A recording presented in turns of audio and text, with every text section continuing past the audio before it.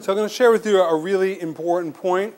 Hopefully you focus in, and that actually will be the entire point of what we'll discuss. And the realm of focus, that word which hopefully you walk out with, is an issue ultimately of life and death, and I'll delineate that.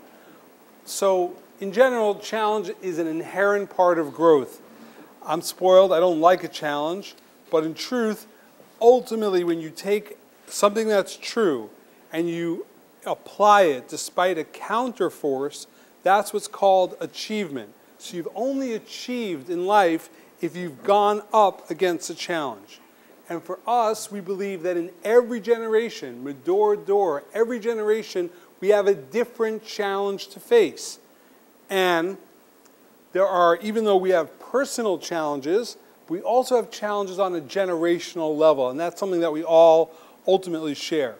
Now, how can you achieve if you don't know the challenge? Most of us walk around in life, we're unaware of what that challenge is. So that means the purpose of life, of achievement, cannot be obtained because we're unaware of what the challenge is. So tonight I want to just make you aware of what the challenge is, so that if you take it up and you dare, I think that you'll be able to win. So in order for me to give this idea, I want to put it in a metaphor. A metaphor is an idea that's illustrated, meaning that I have something deep to share with you. But because it's just verbal and it's an idea, it doesn't go into your brain. If I would give you a verbal metaphor and I painted a picture with my words, I would make it clear. If I actually painted a picture, it would be clearer. If I can actually have people act in color television, it would be even more clear. So I'm going to give you this idea, but I'm going to wrap it in a metaphor. Now, the metaphor has two parts, a theory and an explanation. The theory is the following. Our culture of celebrityism, it's not a word, but I made it up and it's good. Our culture of celebrityism plus technology equals the age of distraction. What age do you live in? Do you live in the industrial age? Do you live in the Bronze Age? We live in the age of distraction. And I will delineate that culture. The culture of celebrityism, and I'll show you the roots and how it developed, when added, when mixed with this beautiful realm of technology, has developed us into this age of distraction. And the way I'm going to prove to you this theory as being correct is by making clear, explaining one joke on one Seinfeld episode. Now, why am I explaining a joke on a Seinfeld episode? Who cares about television criticism? Because by explaining what the joke is, I think you'll be able to walk away with a vision of our generational challenge. Now, I think Seinfeld is really important and a great medium to do that because Seinfeld is the first blending of the sitcom format with stand-up. As everyone knows, there's one thing called stand-up and observational stand-up. I'm going to observe something. Oh, what's the deal with this? Then there's a thing called sitcom. And sitcoms are usually not really related to life. When Larry David and Jerry Seinfeld were initially approached to do a television show, they only wanted to make a show about following a comedian around, Jerry Seinfeld, with one camera, and they would just say how he developed his jokes. They didn't want to do a sitcom because that's not real. NBC wanted to make a sitcom, and they made it with 3 cameras, a regular sitcom. But they always had this balance between stand-up and a show about nothing, which was really a show about everything, a show about everyday life. And the format that it did in this having 3 central characters was very similar historically to other comedic realms of 3 characters, which was namely the Three Stooges and the Marx Brothers. There's always a balance in that trifecta of, let's use the Marx Brothers, Groucho, someone that's smart and serious. You have Chico in the middle. And then you have Harpo, who is like a cartoon character who can stretch reality. In many ways, Jerry is the ideal. George is Larry. And Kramer is this goofy cartoon character that we're able to mold and bend in various levels. Now, as many of you know, in the 8th and 9th season, Larry David left as a writer, and Jerry Seinfeld took control over the show. And Jerry was fine with going a little bit out of reality. He's a fan of Superman, of comic books, so he would stretch reality, and he was able to use the Kramer character as a part of this stretch. Now, there's an episode in that last season, and it's called The Merv Griffin Show. Here it is. The Merv Griffin Show was Michael Richards at the top of his game. Kramer finds some of the Merv Griffin set in a trash can and then takes it home and assembles the Merv Griffin Show set in his house. Hey! Oh my God! It's the Merv Griffin set. So where are you gonna sleep? Yeah, backstage. In other words, okay, Kramer's crazy. He finds the Merv Griffin set in a trash can. He assembles it in his house. And now he proceeds to conduct the Merv Griffin Show in the comfort of his own home. Who is Merv Griffin? And what's the joke? I mean, okay, that sounds silly, but the genius of Seinfeld was to derivate from the throw a pie in your face, hit Curly of the Three Stooges with a wrench on top of his head slapstick. There would have to be an intellectual point. What's the point of having Kramer assemble the Merv Griffin set inside of his apartment? So to put this in context, I'm going to show you now the 4 stages of celebrityism. So stage 1 of celebrityism goes like this. We all go to watch you. In other words, that in 1915 was the first feature-length movie, and in that movie, now, yeah, prior to that, we had theater, very good actor. Very good speaker, Mark Twain, read a book, write an article, wonderful. But now movie is the most important medium to occur in Western and civilization in general since the printing press. Because now, not only can I communicate an idea to you through telegram or through writing a note, but now I can bring you into the idea in a hypnotic way. Being in a movie theater, and especially in 1927 when talkies were invented, where now there would be film and sound as well, now you became encapsulated with that. Now, there would be people who would be the star of the show. Initially, the production companies did not want to make a celebrity because then they would charge more money. They saw, no, let them be a celebrity, we'll make more money because we'll build up this thing. Valentino was one of the first celebrities. We'll build him up, and then you'll like him. He's a celebrity. He's important. And now you'll come to the next movie, and we'll make more money off of you. So you have to understand the power of this medium. Beforehand, you did a theater. Who's going to see you? 400 people, multiple times? But now, through the advent of this technology, you can reach, in a deep and impactful manner, millions of people. And now, even though prior to that, scientists were important, writers were important, but now somebody who makes believe that there's somebody else becomes important. You're a celebrity. Why do I like you? Oh, we all go to watch you. So if it's good to be liked, it's very good if lots of people like you. Now, in this concept, so we elevated a star, someone who's a celebrity, to a higher realm. And Jerry Seinfeld at an award show basically said that all awards are ultimately stupid, especially to the self-congratulatory awards to actors of, oh, you got an Academy Award, ooh, the Golden Globes. Here's Jerry about that. You know, I don't know why we're so fascinated with actors in this culture. They haven't got a thought in their stupid bedhead, hairdo, mini brains. Why? We must honor this man. Why? He pretended to be Bob Johnson. He's a genius, I tell you. It's genius what he's doing. Playing dress up and pretend is not genius, ladies and gentlemen. It's not genius. Roll the cameras, put on these clothes, stand there, ready, say what we told you to say. It's not genius. And yet we now have to ascribe greatness to people who make believe that there are other people. Comes 1948, and now the invention of the television set. Very important, because beforehand, you come to us. Television says, we'll come to you. We'll come into your house. None of us can imagine life before television, but in 1948, the Uncle Milty Show, sponsored by Texaco, was the most important thing. People would used to go outside of stores at night to watch Uncle Milty through the glass. In other words, that was a very important concept. And another very important thing is that it became the conduit that made America a powerful country. Quick synopsis, that capitalism, which is the best system we have, works ultimately on mass production.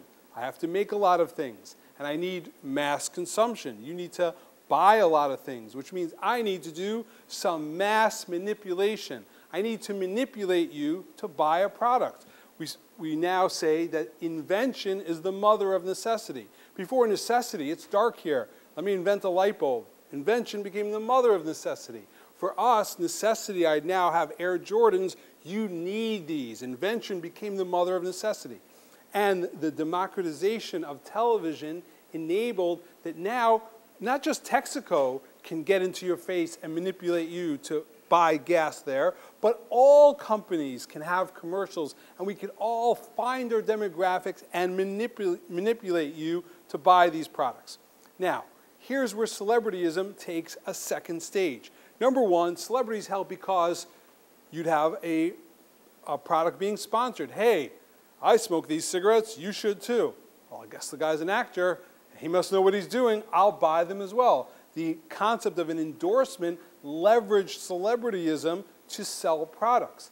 And because celebrities are beautiful and perfect and don't actually appear in real life, so now I perpetually feel inadequate when that person is selling me a product. I want my hair to look like that person. I want to look like, person wants to shave like him. Well, I will feel perpetually inadequate, but a celebrity will help me through. And there's another important fusion, because you have to understand that once television was created, movies were a threat. In 1957 was the first made-for-television movie. How are movies going to utilize television in their manner? Now is invented the concept of a talk show. A talk show is a very important concept because whereas stage one, we all go to watch you, now I need to know about you. I'm going to read a magazine, People magazine. What's going on in your life? I need to know. I don't need to know what's going on in any scientist's life or some poet. I don't need to know the details, but because you are liked by many, not only will I be entertained and pay money to watch you perform and make believe you're someone else, but I will also pay money to find out about what you do in between making believe that you are somebody else. I need to know about you. This was invented ultimately in 1965 through the concept of a talk show. And Merv Griffin was one of the first celebrity talk shows that introduced this concept that your life as a celebrity is important to me. Let's go back in time and watch a little clip of Merv Griffin interviewing Gene Wilder back then, and let's see an important point that he says. Oh, yes. Or maybe you don't want to talk about that experience. I'll tell you anything that you want to know. I believe in talking. There's no point in doing a show like this unless you're going to talk about personal things. Okay. Private is something else. I make a big distinction. What's the difference, Gene? Personal is what's the closest things to my heart, what matters to me, what do I feel strongly about. Private are names, addresses, telephone numbers, what color hair, you know, that sort of thing. But personal, I'll answer anything that you want. Thank you, Gene. But we don't really need to know personal either. Meaning private, hair color, telephone numbers, I don't need to know that. And personal, I don't need to know. I don't need to know what Michael Jackson's doctor's name was, Conrad Murphy. I don't need to know where his funeral was, the Staples Center. I don't need to know his mother's name, Rita, his dad's name, Joe. I don't need to know all these facts. So thank you for answering your personal issues, but we don't need to really know that. But there's a very ingenious thing, and this will explain the joke of Seinfeld, is that now, because you're a celebrity, suddenly the mundane is interesting. So that's what you do. That's how you live. Oh, you're walking your dog with a baseball cap, getting bagels on a Sunday morning. I want to be a paparazzi, take a picture of you, because even the mundane is interesting. And that's the joke of the Merv Griffin Show. When Kramer sets up the Merv Griffin set in his apartment, now he's got a platform in which all his friends, Jerry, Elaine, George, can all have their mundanity be important because we're in the context of a talk show. So let's look at the main clips of the Merv Griffin Show to see how this transgressed. I'm gonna get that. All right, well, Jerry, we'd love to have you back anytime. Well, Elaine Bennis. Well, it's great to have you. Wait, is it possible that you're even more beautiful than the last time I saw you? So everyone buys into it. Love to have you back. The concept of a talk show is someone who likes people way more than is normal. I'll have you back anytime. And of course, flattery. Ooh, you're more beautiful. And you see slowly everyone's starting to buy into it. It's hard to resist that concept. Now, all of us know, we know this from a Family Guy episode, that the goal of a man is to have theme music. If we could only have theme music, then we are important. So when George comes in, you see this. Jerry? Oh! Hey! Well, ladies and gentlemen, it's our good friend, George Costanza. Oh, what a surprise!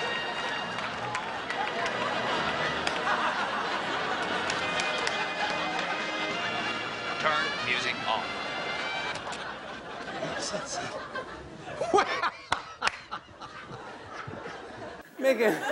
Making way too much of a big deal over George Costanza, but suddenly George was confused. Is this weird, or maybe this is good? I could use this theme music. Now, the other part is, of course, that they play right into getting to know personal life. So now Kramer will interview Jerry about what he's been doing at his girlfriend's house.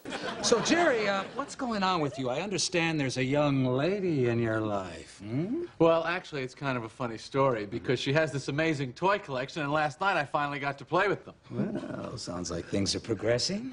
Do I hear wedding bells? Are you married right now? No. Actually, she doesn't even know about the toys. I gave her the wrong kind of medicine, and I guess she passed out. What do you mean, wrong kind of medicine? She's even got that old Mattel football game that we love. Oh, come on. You gotta get me over there. Wait a minute. You mean to say that you drugged a woman so you could take advantage of her toys? Let's pause a moment. Jerry, now what you do with your personal life is your business. But when you're on my set, you clean it up, mister. That's really important. When you're on my set, in other words, morality doesn't matter. As a friend, Jerry, you drugged a woman to play with her toys. When you're on my set, you clean it up. What you do in your private business, that's your own thing, and we're going to see how that plays out. Now, ultimately, of course, we all know that the mundanity eventually gets boring, as we see with Newman. Lately, though, I've been buying the generic brand of wax beans. You know, I rip off the label. I can hardly tell the difference. We've officially bottomed out. Who's our next guest? We got no one. We need a new format. We should shut down and retool. So how do they shut down and retool? What's the next level after a talk show? Well, the next level after this, Seinfeld's taking place in the 90s, and we also have the concept of the advent of reality television, because before reality television, only the celebrities were interesting. But now we can be interesting too, as long as we will check our dignity aside, and we will be freaks, and we will cause attention to ourselves. So this was a great democratization. No longer are good-looking people who are actors who live in Hollywood, will they draw eyeballs in order to move products, but even us, the regular people, we can also be stars, but we will trade in our dignity for our 15 minutes of fame. Now, Jerry versus Jerry, the ultimate reality talk show was Jerry Springer. Jerry Springer was a genius in bringing various people together, causing fights similar to professional wrestling, and we would gawk and watch this stuff because it was freaky and interesting, and it always usually involved a relationship. I'm gonna tell Sassy I'm dumping her for another girl that I cheat on her with. Who the hell do you think you are? Disrespecting me like that? Beautiful. Cause a fight, bring the person in, and Jerry, yeah, way to go. Make the people argue and do that. And Seinfeld plays right into that, where because Kramer needs to retool, we've got to take a page out of the Jerry Springer Show. Hey, a little later, we're going to be talking with animal expert Jim Fowler. Where are the cameras? But first, we're talking with Jerry. Hey, Jerry, you drugged a woman in order to play with her toy collection. How do you feel about that? It was great. I've done it a few more times since then. And she doesn't know anything about this? No, not a thing. Well, Jerry, we have a little surprise for you. Come on out, Celia. What kind of sick, twisted creep are you? What is this? What is she doing here? It's the new format, Scandals and Animals. If you think you can drug me and play with my toys, you've got another thing coming, buddy. Go, girl. What kind of woman drinks an entire box of wine? Awesome. Now, let's fast forward. So we've gotten to the third stage of reality. We're all famous now. And now, of course, we have our generation, and that is the advancement, the rapid advancement of technology, and most importantly, social media. And let's just use an example, Facebook. So Facebook has had a profound effect on our culture, how we relate to it. Here are a couple of quick statistics. 57% of people talk more online than in real life, which is fine. Nothing wrong with that. Some of my best friends do that. But the concept is that now we're slowly going away from the influence and the ability to gain from each other because we're talking online. Now that's a great concept if I want to text you that I'm going to be 10 minutes late. I don't want to call you, be like, hey, what's up? I'm running 10 minutes late. Okay, fine, take care, bye-bye. In the olden days, people, when they needed a phone number, would call you for the phone number. Hey, what's up? I'm calling, I need that phone number. Then I have to try to call you back. I don't even know. Here. Contact, share, it's done. You have the number. Technology is awesome. But when we slowly become lazy and we replace technology for human relationships, that alters things and we become addicted to that reality as we see how people wake up in the morning. Well, 48% of people that are our demographic, they check it before they wake up. So in other words, a large percent, over 25% of our population, not only do they check Facebook right away, before they wake up, before they get out of bed. I need to see what's going on, and I need to share other realities. And there's a mass sharing. Here's 20 minutes on Facebook. Here's all that goes on. The amount of links shared, over 1 million event invites, tagged photos, very annoying. Status updates, who cares? Friend requests, photo uploads, yeah, I have time to look at 73 pictures. And comments made, wall posts, all within 20 minutes. Now, what drives this amazing addiction to share information?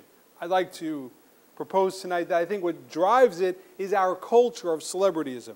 We are second and third generation celebrityists, meaning that our parents reminisce about the celebrities that they enjoyed and how they were sold products.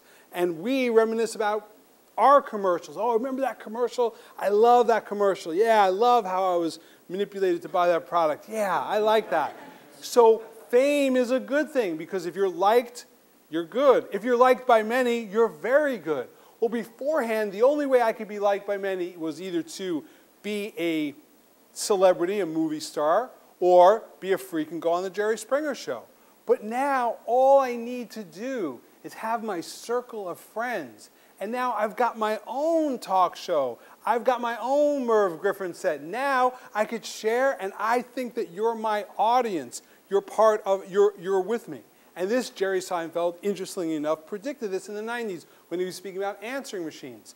That he said sometimes you call and you just wish that you get the answering machine. I'm so upset when someone else picks up. So here's a quick Jerry Seinfeld bit predicting this addiction to Facebook. It's very important for human beings to feel that they are popular and well-liked amongst a large group of people that we don't care for. That's important, meaning we do all need to feel that we're well-liked and popular amongst a large group of people that we don't actually really care for. But there are 583 friends.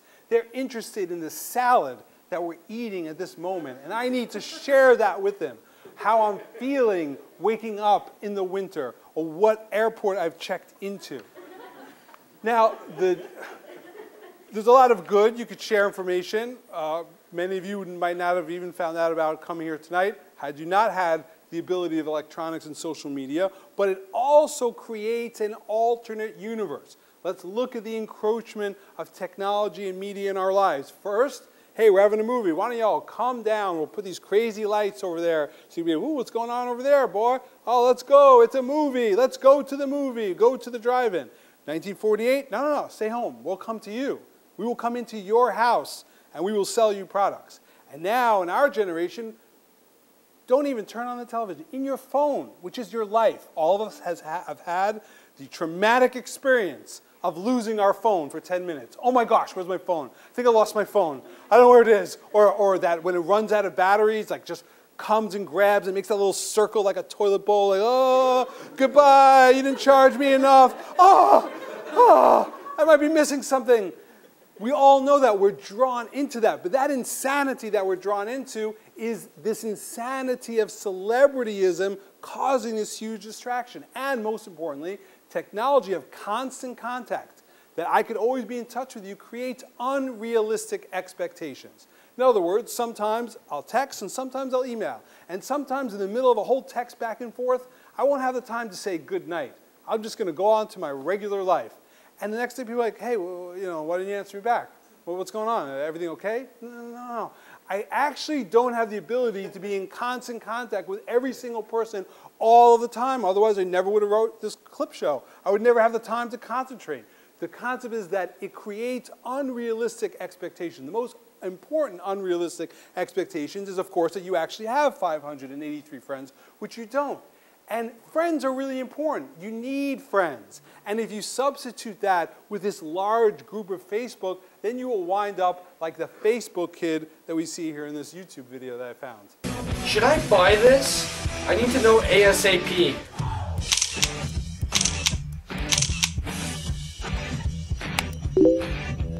Why isn't anybody responding? By ASAP, I mean now. I hope you're all happy I didn't get it. I really wanted it too. That's really sad, because if you wanted to get it, you should get it.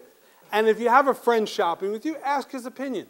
But to think that you're going to ask your friends on Facebook and post a picture, and we're all going to respond immediately, is going to create an unrealistic expectation, and now you're going to be disappointed. And here's the depression factor, that expectation is correlated with disappointment. And disappointment plus time equals frustration. And frustration plus time equals depression. Why are we a more depressed generation than ever before when we have everything? Everything is amazing and nobody's happy? Because we have tremendous expectations. Expectations of speed, that, oh, this should happen quicker, my things should load faster. Expectation, get back to me. Our expectation drives our disappointment, which ultimately leads to depression. So he's upset at his friends for not answering him. In the end, they aren't your friends. You shouldn't even expect it. Move on. And because we know that we're all expecting each other to hit us back with that email, so we now have the distracted relationship in which we have a second job, which is responding to our fan base. And therefore, you see this clip here. Oh, you're going to do the BlackBerry head down thing on me now? What is with the BlackBerry people? Can I just pick up a magazine, hold it in front of your face, and read it while you're talking? Is that okay, too? Wait, what? So that's beautiful, and we all have that. We have all gone through the lie of, listen, I am totally listening to you. I just have to get back to this person. But we're not. And there's etiquette that are important. It is so dated, BlackBerry. Maybe some people still have one. But the concept is that, what is it with the BlackBerry people? What are you putting your head down? Yeah, I have to, because not only am I connected to Facebook and sharing with them my comments on your photos, but even if I'm not on Facebook, I don't check it or whatever.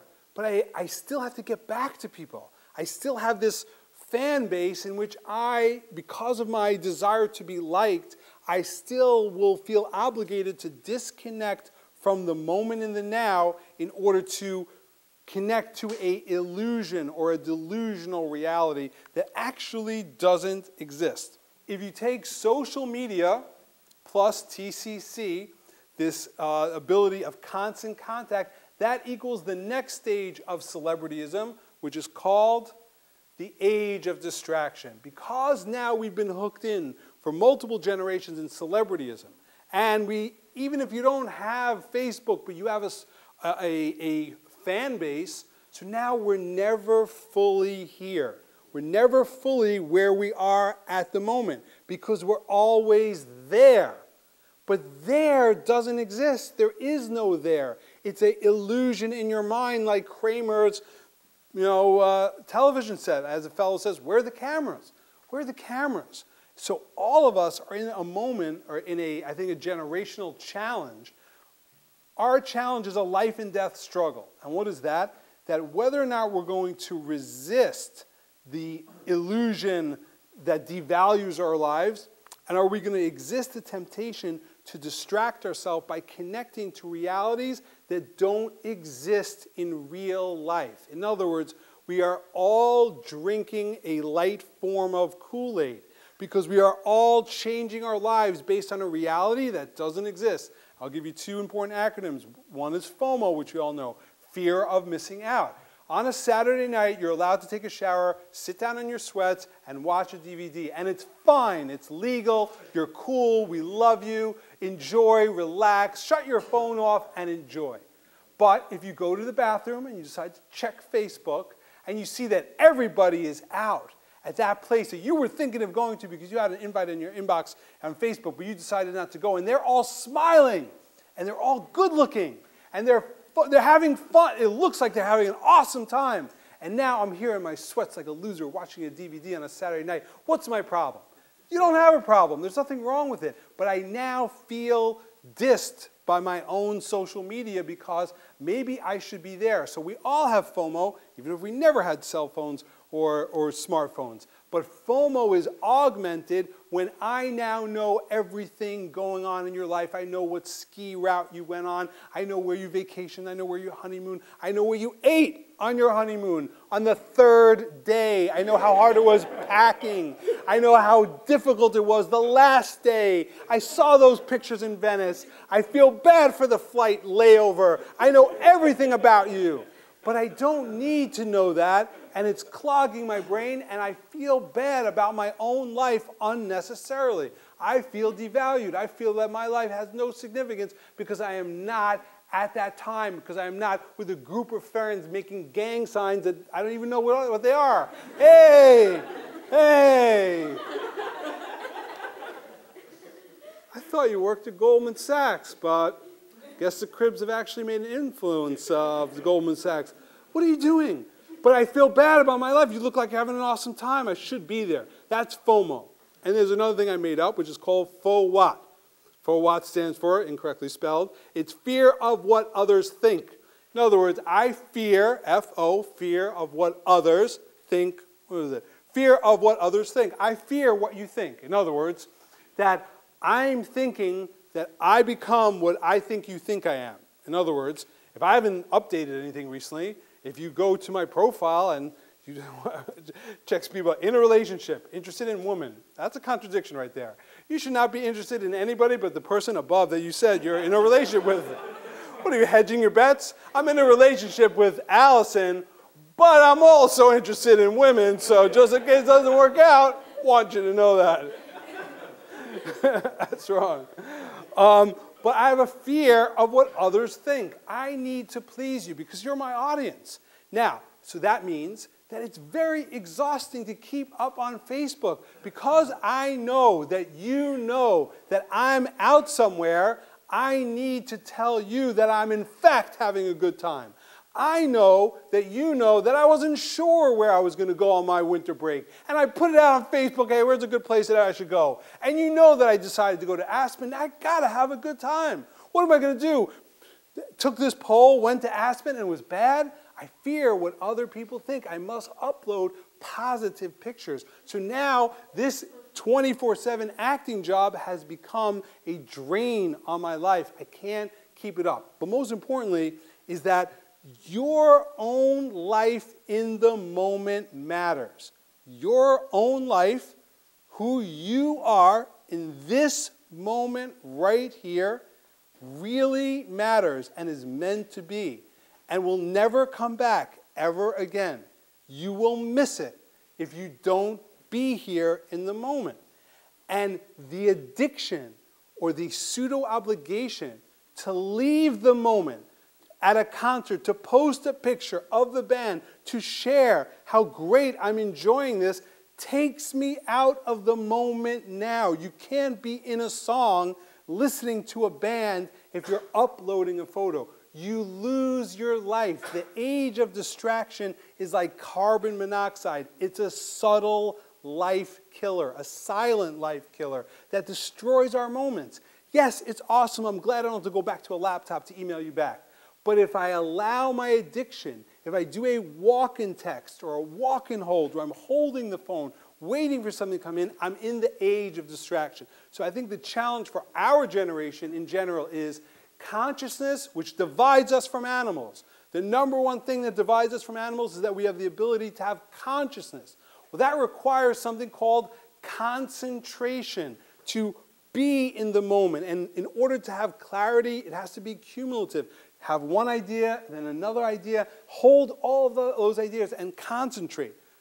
Well, the opposite of concentration is distracted. We will never be full human beings, conscious human beings, if we're constantly distracted. So resisting the temptation of distraction, it's not etiquette. It's not a frills and whistles or bells. It's not an added reality. The resistance of the temptation of distraction is life and death. You will only have a human life on earth if you resist the generational temptation to be constantly distracted, whether you're on your phone or thinking about what you'll put on your phone. That resistance of distraction will make or break your life. So the ultimate message, I think, for all of us is focus. The end. Thank you, guys.